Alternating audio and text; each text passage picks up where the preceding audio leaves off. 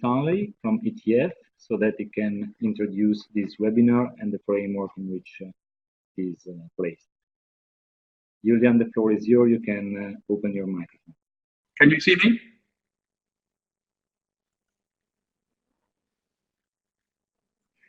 No, I don't. Okay.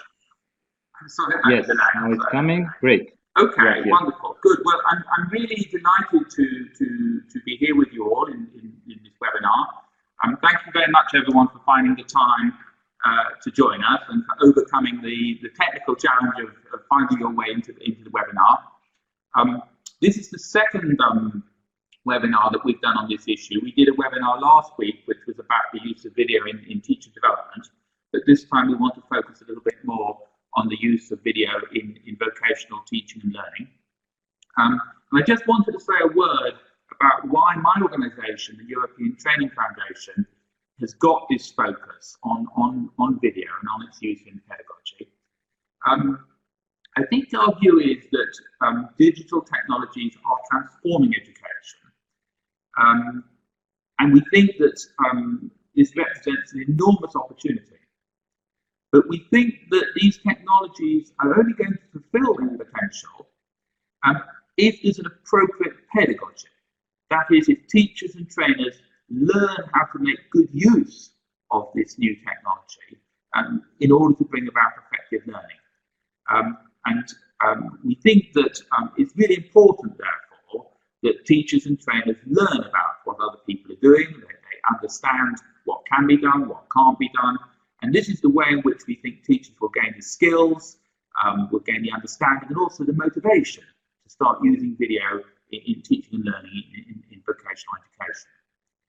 The second point is that we know that in many of the European Training Foundation's countries, one of the big problems with vocational education is the gap between learning in school and the world of work. And there just isn't a great deal of contact, sometimes through a placement, but not for everyone, and those placements are quite short. And we see video as a key opportunity, as a key tool for communicating what is going on in the workplace to people in school, and a chance for them to reflect upon what skills are needed, what actions are taking place, to close the gap between the school place and the classroom. Thirdly, we think that students, whether they're in general education or in vocational education, need to learn skills that they will need in work. And in this century, they're going to need digital skills, and they're going to need to be able to use video. And therefore, we want young people to learn how to make use of video and how to communicate and how to edit and how to be critical, because we see this as one of the work skills that they're going to need in the future. Fourthly, we think this technology is now accessible virtually to everyone. A few years ago, it was not. But with the spread of smartphones and with the greater availability of the internet, it's now possible for people to make video, to edit video, to share video. So something has now become a universal technology, we think, and there's enormous potential now to use it, not at great expense and not even with an enormous amount of training. Lastly, we're beginning to get evidence that teachers and trainers in ETS partner countries are making use of video, and particularly in higher education, also in general education, maybe to a lesser degree in vocational education. And so we see that there's evidence that teachers are finding that this works, and that's why we want to share what they're doing, and we want other people to learn from them and also to take opportunity of this new technology. Now that's all I've got to say. I'm going to hand over now to Alberto and his colleagues, and I'm going to ask them to talk a little bit about the work they've done to help all the rest of us to understand how to make better use of video pedagogy. Thank you, Alberto.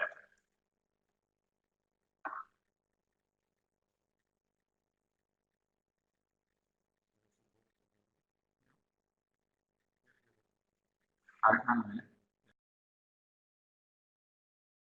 Sorry, I was muted. I was just thanking Julian. And I was saying that in the meantime, we enabled all of you for using the microphone, but please keep it off if you don't speak. So we enabled it because we would like the meeting be as interactive as possible. So please intervene via the chat, via audio. Don't be shy. So please interact. You can see that I am here with Alessia Evi Colombo, a colleague of mine working on video pedagogy with me. We are at the Swiss Federal Institute for Vocational Education and Training. I lead a group of people researching, doing research on the effective use of technology, and one of the chapters we've been involved in since a lot of years is the use of video. And that's why we are here to share with you about the video pedagogy in vocational education and training. Julian already anticipated something very important, which is the need to capture professional situation in the workplace to be brought to school as raw material on which to develop learning activities, teaching and learning activities. But just to start with being a bit more interactive, we prepared a couple of polls just to warm the air. So you should now see a poll here in the middle, and I would like you to answer just very shortly so that we can guess who is in front of us, who is joining this meeting.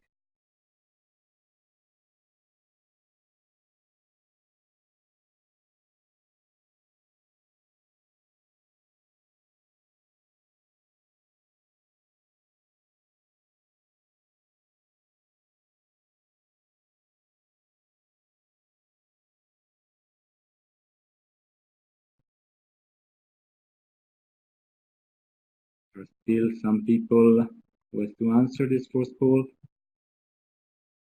Maybe in the meantime, the ones who answered other can put in the chat what is their role.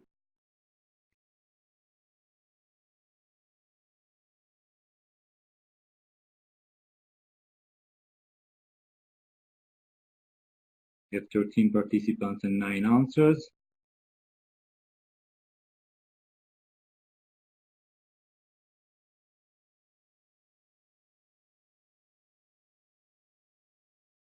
And to be even more challenging, we are launching a second poll for asking which is your use of video resources. So you can pick as many answers as you want. Please do that now. And we will try, of course, to use the results of this poll for the following part.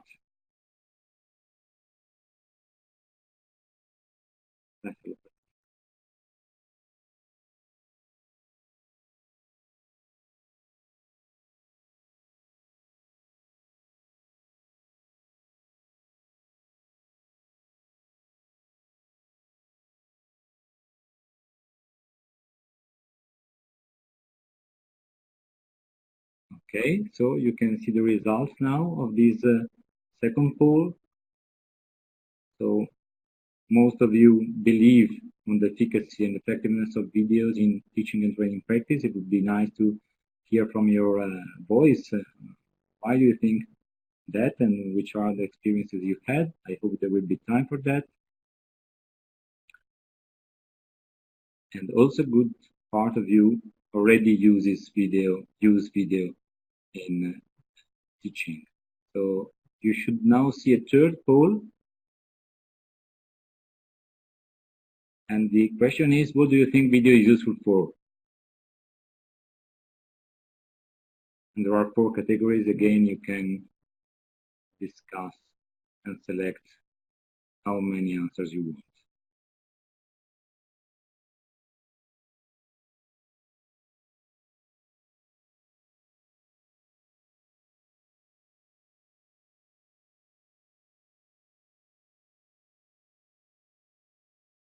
Good people.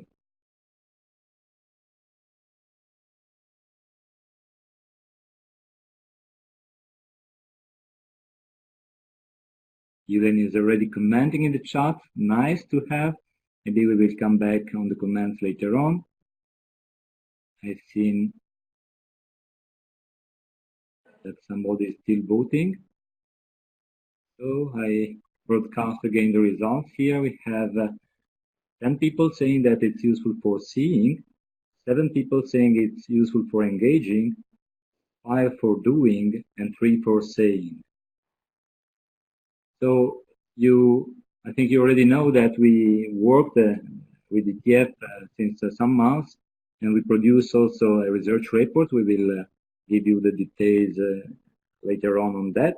But at page 18 of the report, we start discussing the use of video within the school context, and in particular within vocational education and training, using this framework, which was provided years ago by a couple of very well-known and acknowledged scholars. And these are the 4 main reasons to use video, both as a learning activity and as an assessment tool. It's sure that, or it's of course evident, that when we speak about vocational education, there is a great interest on showing practices and also on supporting doing practices with video. I come back to it in one moment, but I wanted to start with this picture, which is also evoked in the report, in the research report.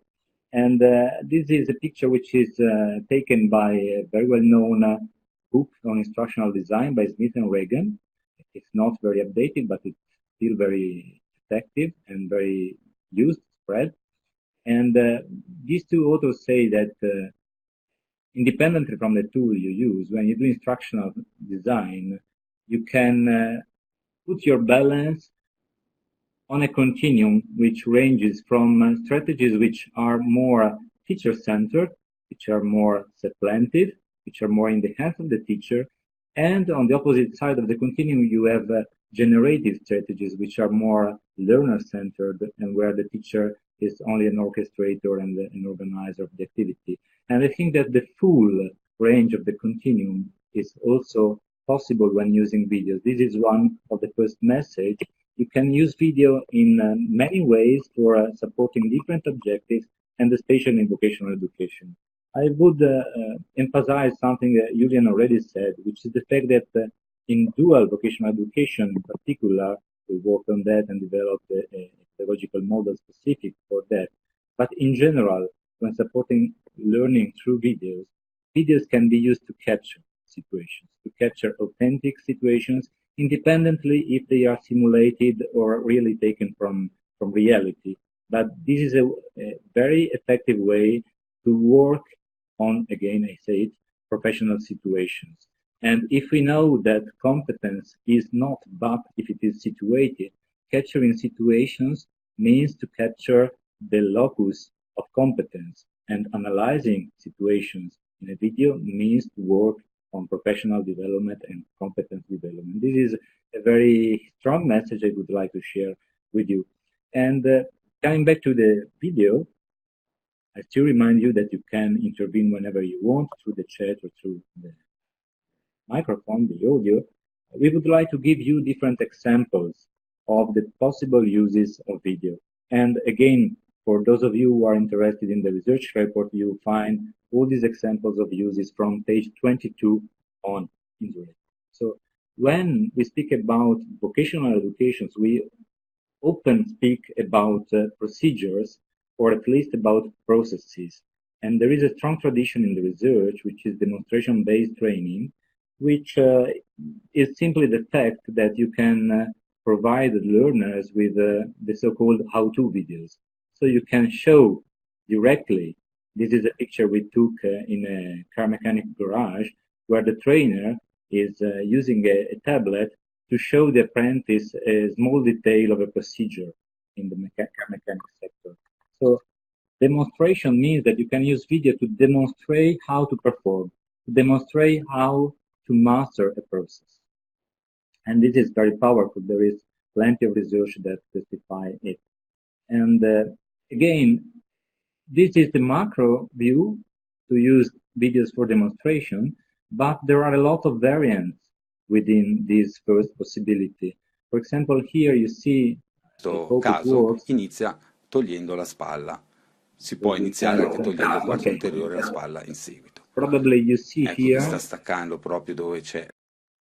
I can maximize it. La scapola, bisogna fare attenzione anche qui di non entrare dove c'è il It's a collo. butcher working. Potete So vedere i vari tagli, la scapola, il coprialetta e il probably you don't hear the Ecco, lo audio stacco properly, in but questo caso it's not invece a è dalla problem. parte della punta, si parte I dal just fianco vicino al filetto e in questo momento ha misurato la distanza delle costolette di circa 4 dita. Con la sega, in questo caso manuale, si taglia fino. Okay, I stop sharing now. This was just a first example to show you how video can be used for demonstrating things. And in this particular example, teacher provided himself the pictures, so the video itself, and then decided to put audio on that for self-organized learning. We will come back to this in a while. But the easiest way to use video is still to have a class and show a video and to exploit the fact that video produces authentic, concrete, situated, contextualized traces of professional competence and to discuss them with the students. I said that within this first chapter there is a lot of variances and variants. So this slide is just to remind you that we have plenty of tools to capture videos.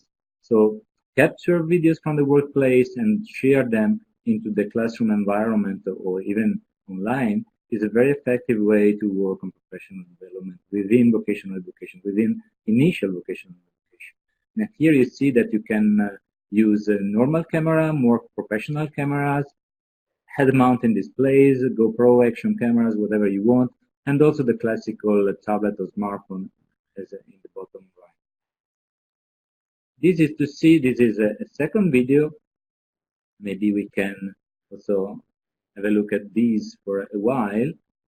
I hope you see the pictures.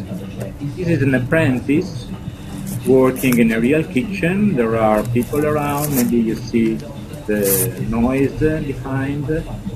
In this case, we decided, with respect to what I've shown before, in this case, I stop it.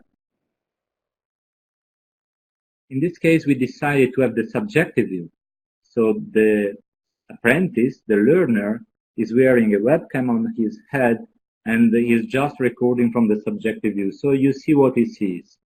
And this can be already a nice choice in the variants I mentioned before.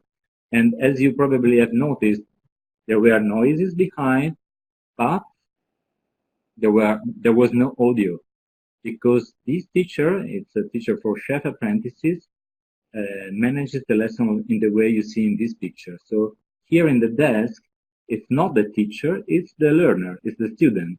So this teacher asks the students to provide the raw material, to provide the video from real practice, and then makes them comment them directly.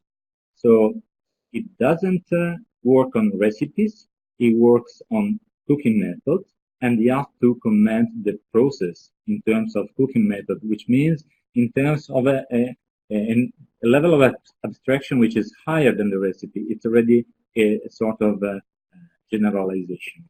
And he is there to provide the small details to make them identify, perceive, notice the small details.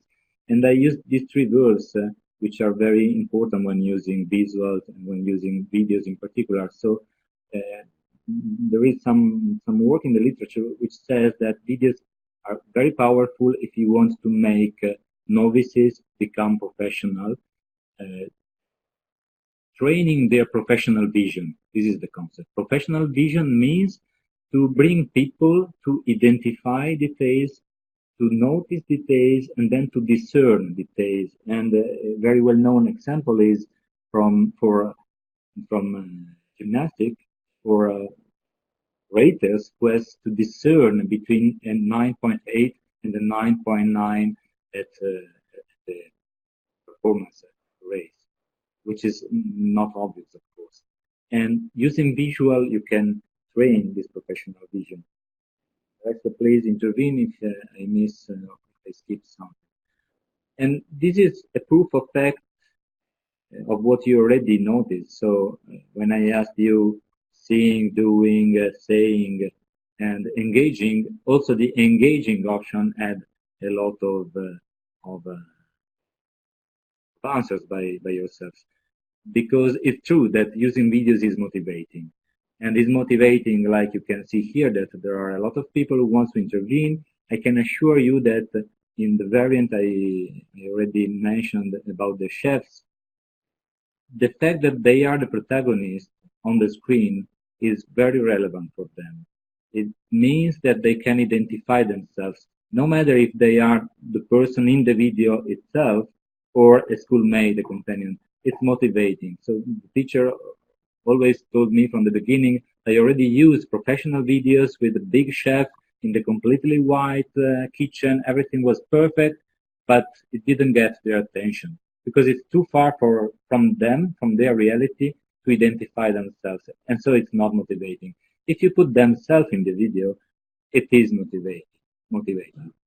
So, Julian, you raised your hand. Please intervene.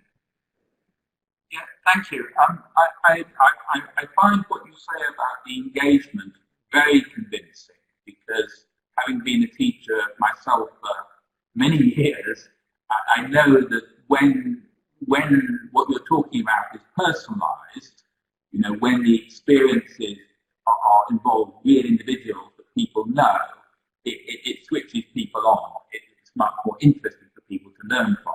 You learn better from a friend than you do from a stranger, I think. I just wanted to go back to the point you were making about how people learn when they're explaining an activity which is being shown on a video. I find that very convincing. I'm just interested in why. I mean, do we have an understanding of why it is when we have to translate something from being seen into words, you know, when we give a talk through of something, how it is that helps us to learn from it. Do you see what I'm asking? Unfortunately, the audio is not very clear, but I think you're asking how can we pass from the video to learning? Is it correct as a summary? Yeah, what I was saying was, it appears that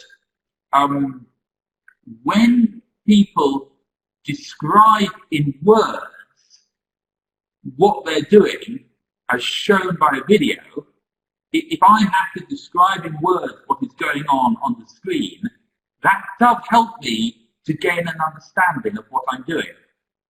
And I'm interested in why that helps me to learn or helps one of my students to learn. Does research tell us? Yeah. Okay.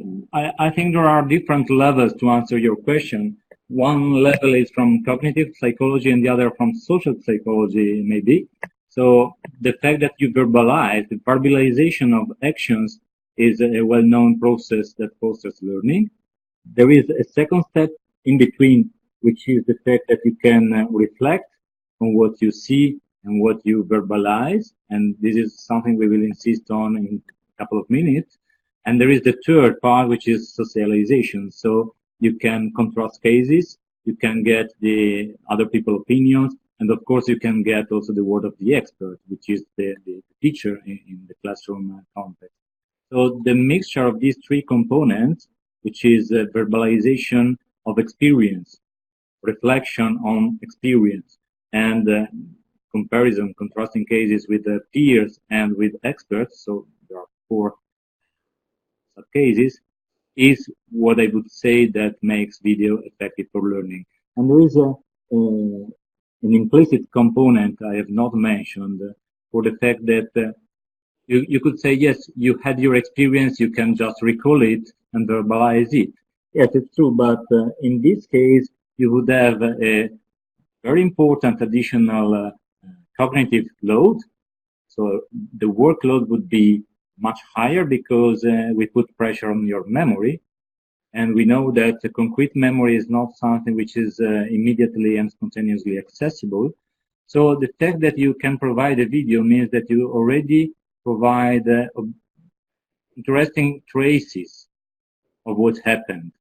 And we will speak about that later on, speaking about surgery room technicians. We had this experience where both the tutors and the teacher and the students told us how many details we missed. So they were not using videos before, then they introduced video, and they told us like that. This was the first feedback. How many details, how many things were there in our experiences that we always missed without using video. So of course, you select information, you organize information, and videos is a powerful source of additional information. There are many information in the video that can get lost without using it. For self-evaluation, I see a question in the chat by Christine. Yes, it is used for self-evaluation. We speak about concrete cases here. Just give me the time. I know that we have not so much time, but there are a lot of things to share with you, and I will be happy if we can share all of them, or at least most of them. So we are speaking about one chapter, the demonstration-based, but also the teacher-organized way. We put variants, for example, saying that if students can provide their own video, it will be motivating and effective and concrete and situated. There is a second big category, which is self-paced learning. So a lot of evidence from the literature say that if you want to be effective with video, you have to give control to the students. The control of the video should be given to the students. This is what we summarized here under this label. And again, we had many experiences. We put this picture because a lot of people tell what we are also saying, but here you touch it in concrete. So in whatever of the four pictures, especially the two on the upper part, you see many monitors, many screens, but there is no same picture across the screens, which is the proof that if you give control to the learners, they take control and they go at their own speed.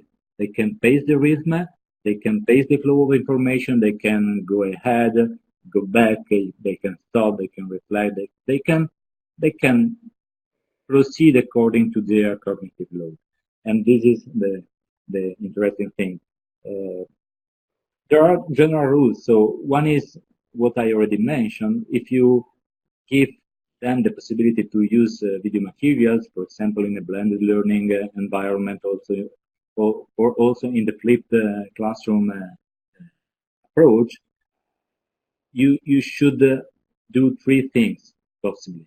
One is to make it interactive, which is the general rule. And I will come back to these in the final part of this speech. The second is to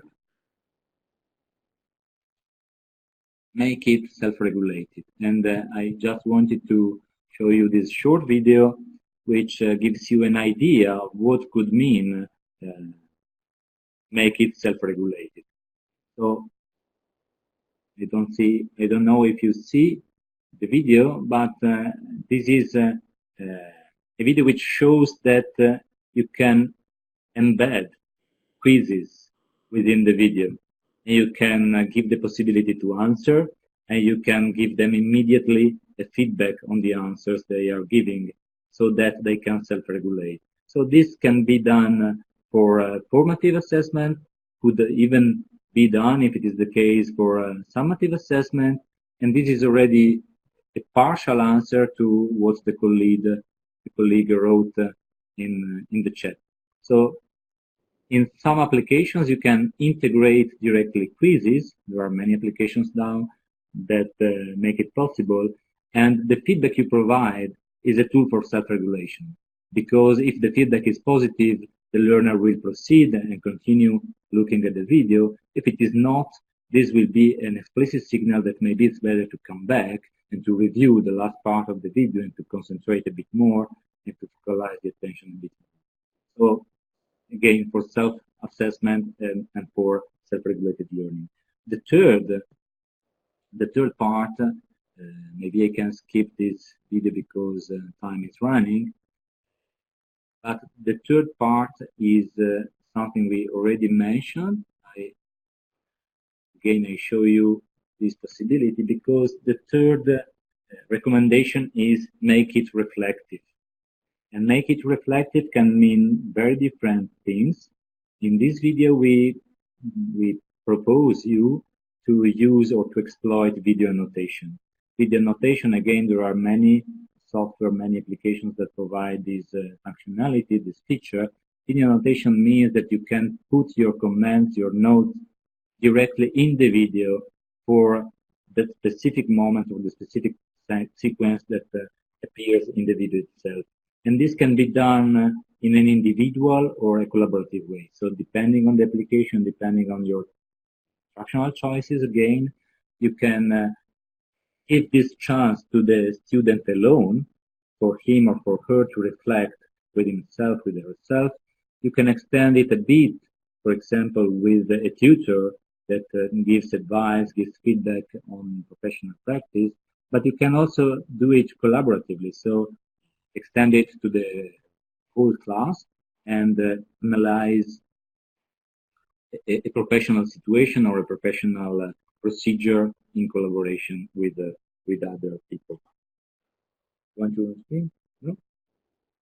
So we did that also, for example, again, a variant of this approach is to analyze errors. We published a MI study with office clerks where they had to perform a consultancy to give advice to a counselor.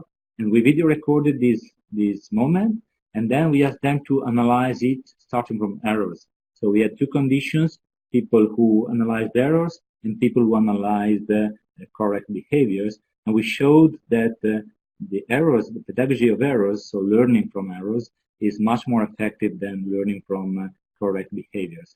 So they were supposed to commit errors because they were not used to doing consultancy. And we exploited that as an opportunity for learning, not as a hint for blaming on them. This was not absolutely not the case. So within the self-paced, we said make it interactive with giving them the control, make it self-regulated, integrating possibly quizzes and possibly with a formative assessment function. And the third was make it reflective, and possibly you can exploit the use of video notation or, however, of writing. Yes, also recording a voiceover could be a way. I can well imagine that you see your own errors quite easily.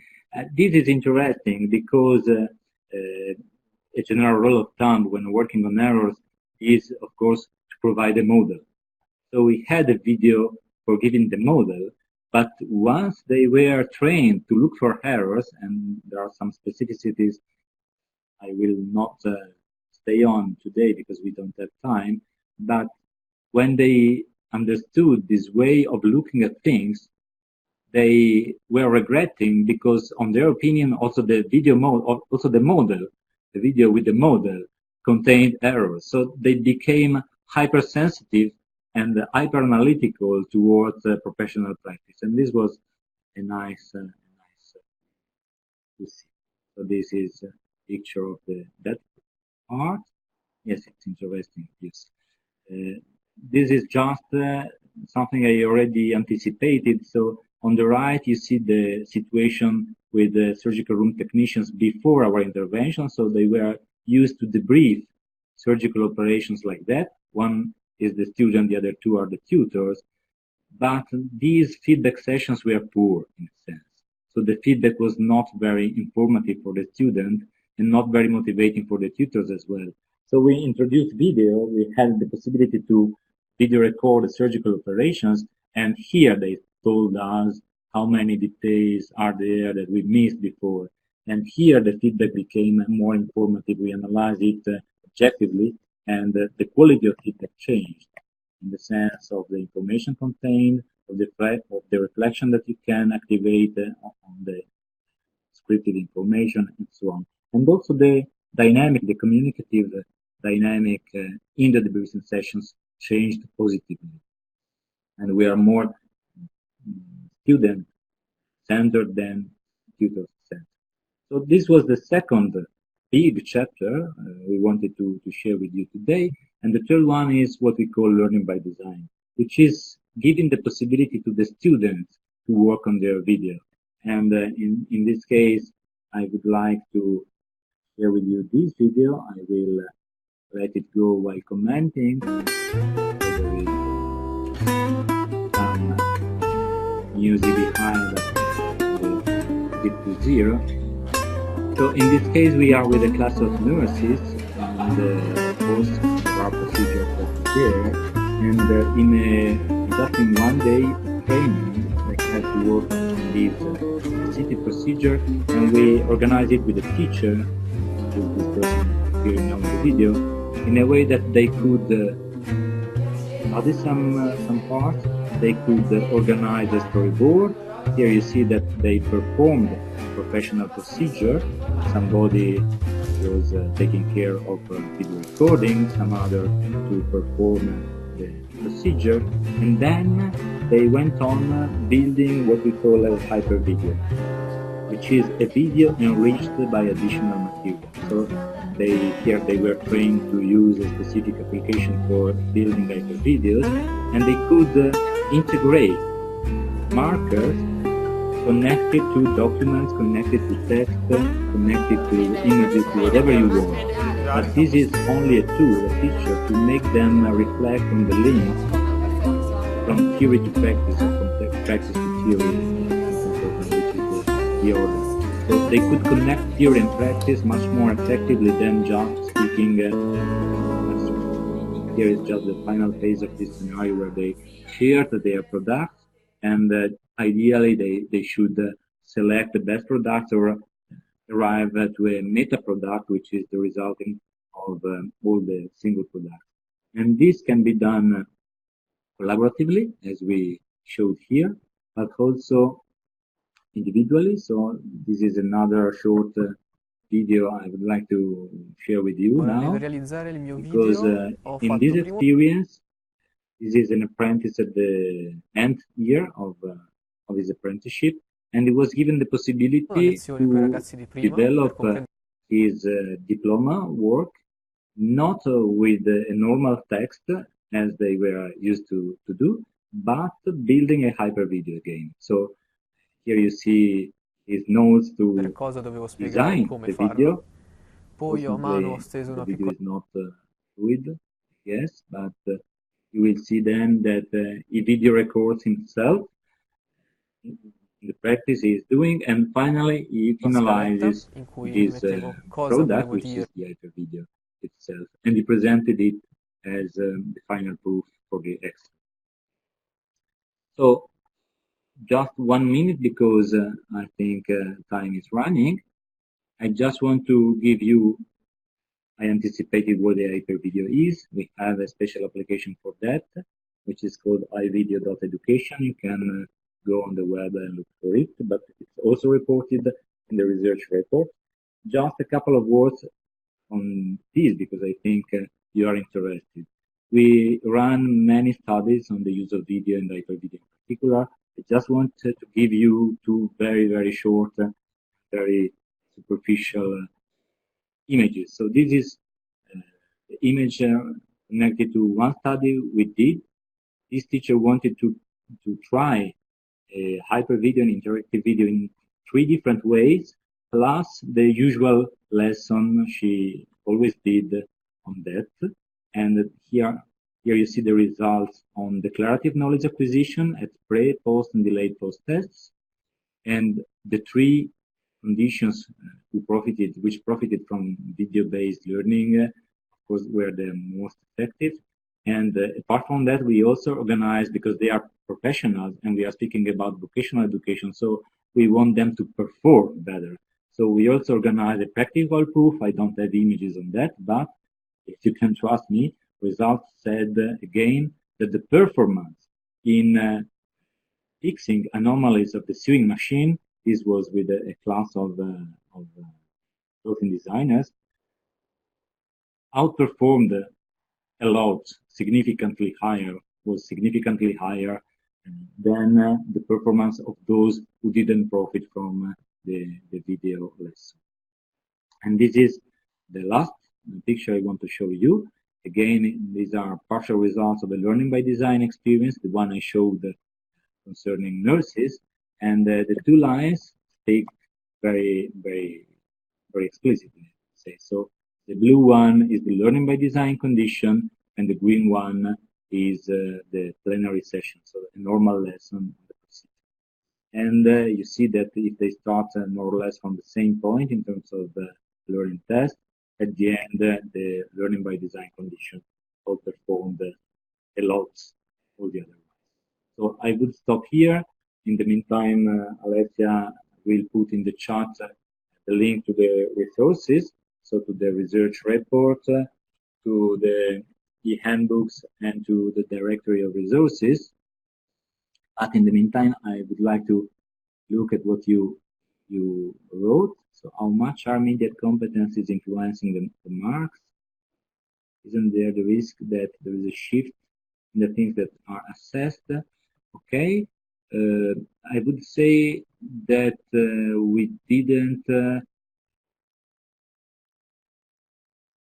experience the fact that ICT-related competencies or ICT literacy affected the way they use the video. So, for example, in the classroom design experience, the teacher continuously reports to us that her students are not so at their ease with the computer. But this didn't affect the experience at all. Also because interface is very easy to use, easy to use. And we also have to remind ourselves that video, and this is also reported in the report, video is, there is evidence on the fact that video is the most used resource, both in leisure time and not by teenagers nowadays. So they are very well used and they are easy with video. I may add something.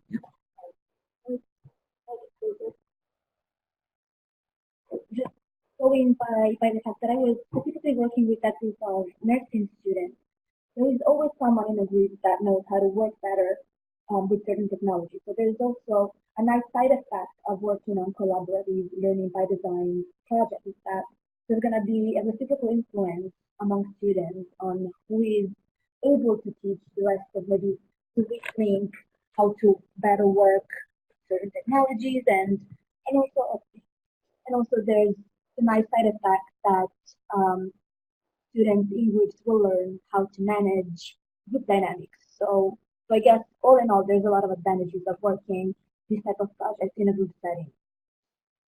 Yes, the learning by design experience is very effective towards this also transversal competency, would say. I was reading the other intervention on writing. So it's true, often this kind of target group doesn't like or don't like to write too much, so they are not used to writing. It's also true that it was a surprise for me. So I also, at a certain point during our projects, we tried to push the audio, and simply it was not used. So it's true that voiceover could be a good opportunity. In our experiences, at least, I don't want to generalize it because it was not really the focus of a research study, but in our experiences, it was not exploited. Nowadays, maybe it could be more because they are also used to audio message with WhatsApp, for example. But at that time, it was not effective at all. And the fact that they are not poets or they are not writers in the professional sense of the word was not a problem. Absolutely, never. So they focus on professional part. So writing is not an issue usually. Julian, you can intervene. You raise your hand. Thank you. I think you know, what you've been showing us and what you've been telling us is really interesting, and it's great to have some real examples and to actually have some measurement. I guess two thoughts I'd like to share with you. One is that no one is saying that there should be a total dependence upon video. I think there are weaknesses in using video. I agree with Pius that it might privilege some learners. Some learners might find it very difficult to learn using video. Mm-hmm. The argument is not that a dependency upon writing and talking should be replaced by a dependency upon video. The argument is rather, as I understand it, that we can add video in addition to other media. You know, rather than just talking all the time as teachers, we can use video as well. Rather than expecting students to write all the time, sometimes we can ask them to make a video as well. So it's not about replacing, it's about enriching. Okay. Because I believe that video, you know, can do some things which perhaps the other media, you know, don't do so well.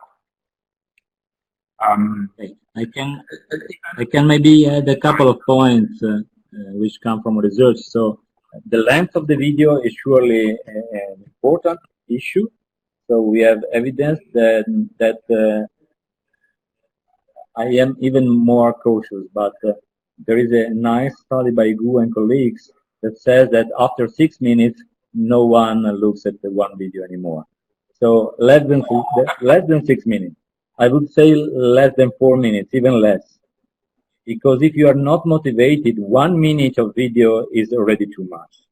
You lose your patience. You don't want to look at it anymore. So, but if I become more general, I would like to underline again the main principle we always start from. Don't use technology if it doesn't make sense from a pedagogical point of view. So the added value is not in technology, and video is a technology. The added value is on the pedagogy behind. And it's not the case that our study, our report, our experience with ETS is labeled video pedagogy. It's not video technology. So the pedagogical sense make the video effective, not the opposite. And in this framework, the options and the examples we shared always had a pedagogical or an instructional ratio.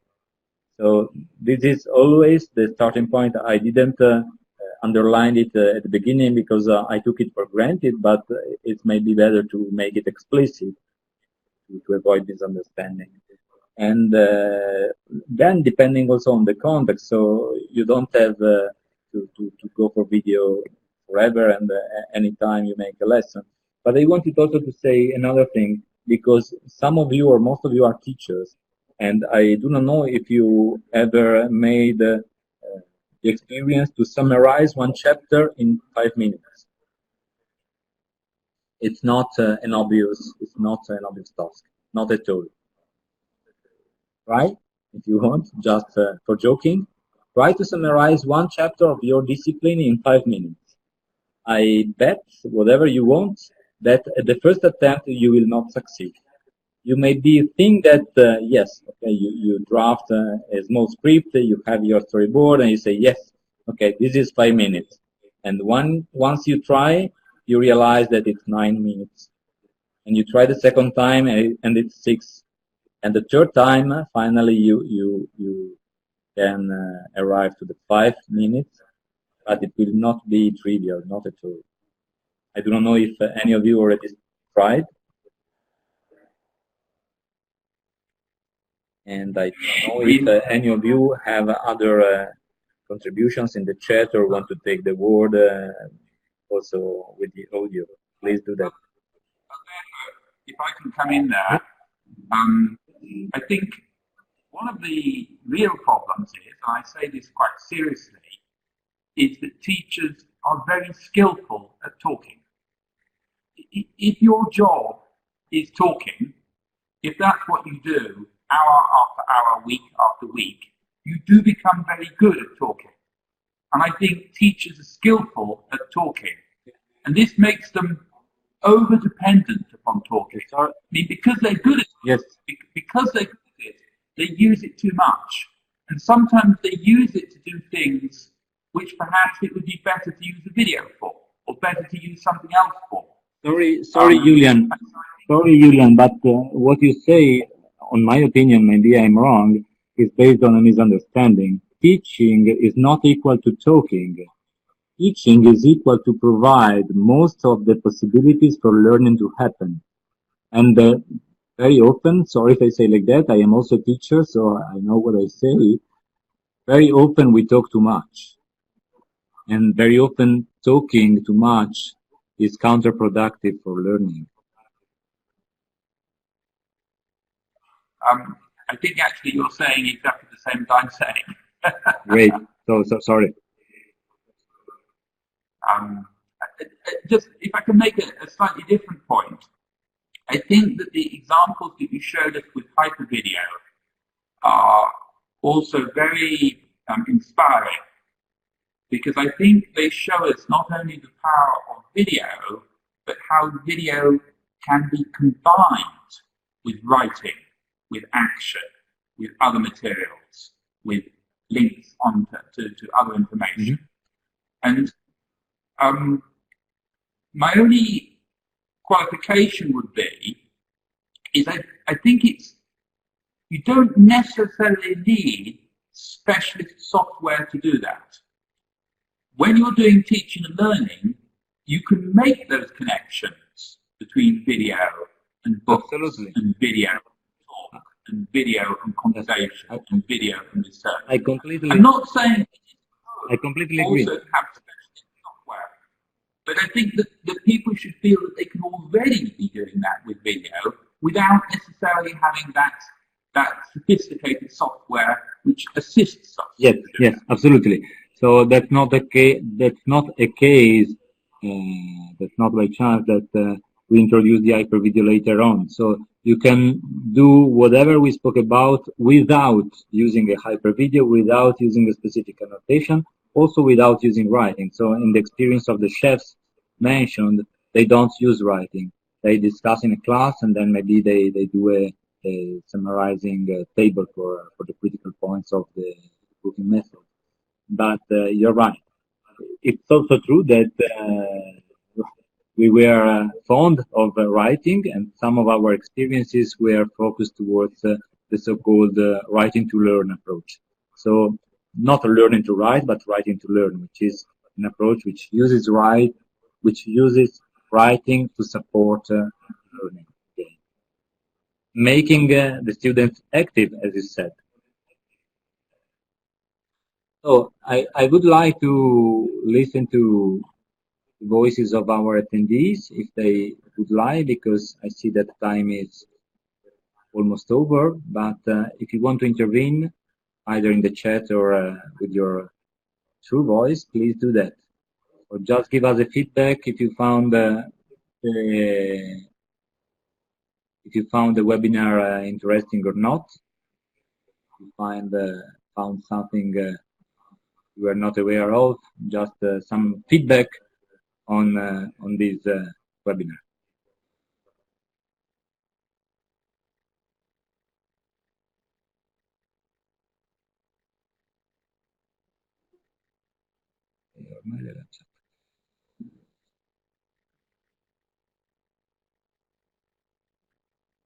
Alessia launched this last poll just to facilitate interaction. So this is already nice feedback for us. So 10 out of 10, 11 out of 12. There is a last one, which is Julia, maybe, who doesn't want to vote. You don't see the results here. Here they are.